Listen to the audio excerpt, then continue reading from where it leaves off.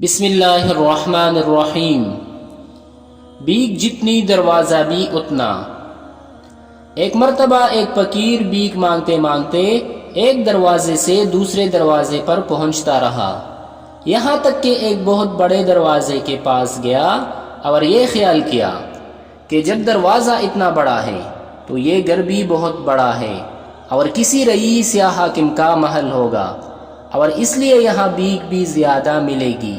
یہ سوچ کر اس نے دروازے پر دستک دی۔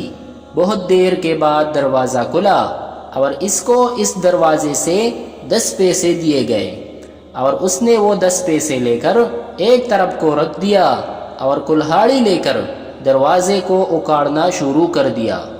جب اکاڑنے کی آوازیں آنے لگی تو گھر والے باہر آئے اور یہ منظر دیکھ کر انہوں نے اس سے پوچھا کہ ارے یہ کیا کر رہا ہے، کیوں دروازہ اکاڑ رہا ہے؟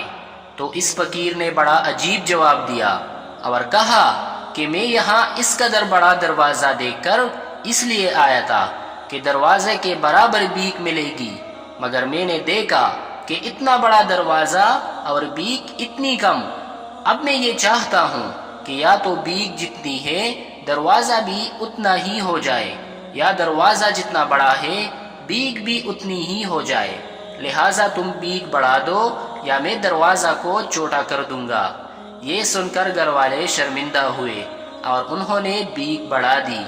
اس سے ہمیں بڑا سبق مل رہا ہے کہ اگر اللہ تعالیٰ بندوں کی حیثیت دیکھ کر ان کو دیتا تو ان کی حیثیت ہی کیا ہے، لہٰذا بہت کم دیتا ہے، لیکن اللہ اپنی رحمت کو دیکھ کر بندوں کو دیتا ہے۔